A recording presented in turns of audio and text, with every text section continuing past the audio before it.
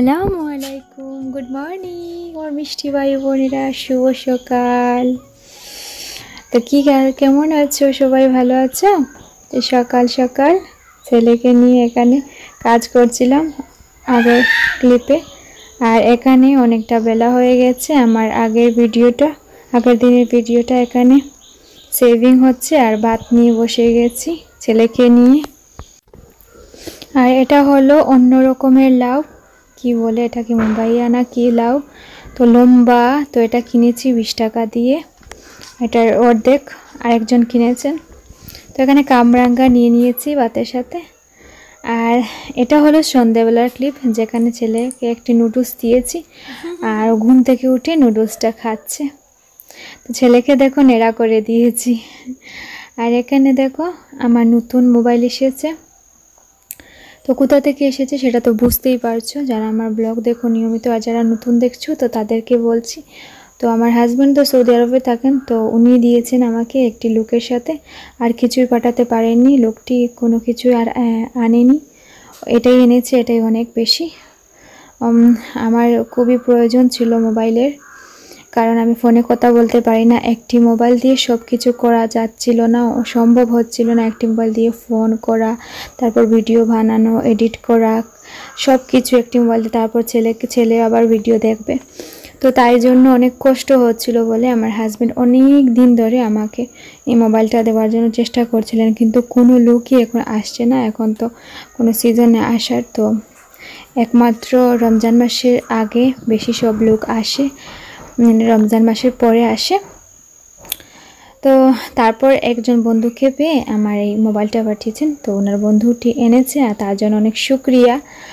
আর এখন আমার অনেকটা কষ্ট সফল হয়েছে। আর এখানে দেখো ছেলে কান্না করছে, ওকে কোলে নেবো, আমি তো লাউ কাটছিলাম, তো ওকে কোলে নিতে পারছিলাম, তাই জন্য কান্না করছে। এখানে লাউ কেটে ধুয়ে বসিয়ে দিয়েছি, আর মাছটাকে এখানে দৌতো করে রেখেছি ফ্রিজ থেকে বের করে। তারপর এই যে দেখো এখানে ভাজা করা হচ্ছে, আর এখানে লাউ সিদ্ধ, কি বলবো, লাউ সিদ্ধই হচ্ছে জলের মধ্যে। লাউ থেকে নিজের থেকে জল বেরিয়েছে এতটুকু, আমি আর জল দিইনি। এখানে দেখো কি, তো এখানে আমার বাড়িতে যে বাসুর থাকেন উনি দিয়েছেন, উনি মাছ মেরেছিলেন, তো উনি দিয়েছেন এই যে লেটা মাছ, আমি খেতে পছন্দ করি। আর এখানে আমি ধনিয়া পাতা কেটেছি, কিছুটা দিয়ে দিয়েছি লাউয়ের মধ্যে। আর এই যে দেখো মাছগুলা ভেজে নিয়েছি, কেটে মাছগুলা ভেজে নিয়েছি। ততক্ষণে আমি আমার হাজব্যান্ডের সঙ্গে কথা বলছিলাম এই মোবাইলে, আর ওই মোবাইলে আমার ছেলে গান দেখছিল, তাই জন্য আর কোনো ক্লিপ তোলা হয়নি।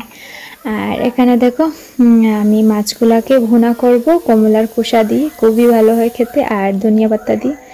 তো এখানে মোবাইল দিয়ে তুলতেই আমার মোবাইলটা অফ হয়ে গেছিলো, ছেলে মোবাইল দেখে মোবাইলটা অফ করে দিচ্ছি। এখন প্রায় দু মোবাইল মিলেই ক্লিপ তুলি যখন সময় পাই, তারপর ব্লুটুথ করে নিয়ে তারপর তোমাদের সাথে শেয়ার করি। তো এখানে আমার রান্না হয়ে গেছে, আর মোবাইলে একদম চার্জ ছিল না, 5% চার্জ ছিল, তো শুধু তোমাদের দেখাচ্ছিলাম, কোনো ফ্ল্যাশ লাইট হচ্ছিল না, তাই জন্য একটু অন্ধকারে দেখাচ্ছিল। তো এখানে গ্যাসটা বন্ধ করে আমি প্রত্যেক দিন কাজ করার পর আমি সিলিন্ডারটা অফ করে দিই। তো এখানে চলে গেলাম, দেখো আমার ছেলে এখানে কি করছে, এসে দেখো মোবাইলটা চার্জ হচ্ছে, আর তোর খুশিটা দেখো। তো দুটো মোবাইলের মধ্যেই চার্জটা ছিল না, দুটোটা মোবাইল অফ হয়ে যাচ্ছিল। তো এখানে চার্জ যে হচ্ছে, ও খুব খুশি করছে এরকম করে। তারপরে যে দেখো সুইচটা বন্ধ করবে, তারপর ওই যে যেটা গুলছে, যেটা চার্জিং বলে, যেটা আসে, এটা আসবে, ও ফুর্তি করবে। তো এরকম করে দেখো আমার বিছানার অবস্থা দেখো, গাড়ি ঘোড়া সমস্ত কিছু এইভাবে ফেলে রেখেছে। তো এরকম করে দেখতে পাচ্ছ, মোবাইলটা আসায় আমার অনেকটা ভালো হয়েছে, অনেকটা ভালো হয়েছে। আমার হাজব্যান্ডকে অনেক অনেক ধন্যবাদ।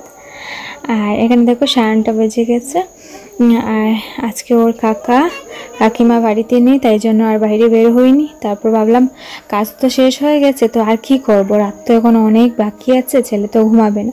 তারপর বললাম এই ড্রামটা আরেকবার পরিষ্কার করে নিই, কতদিন পর পর আমি পরিষ্কার করি ড্রামটা, দেখি যে ড্রামের ভিতরে সব কিছু কাপড় ভালো আছে কিনা।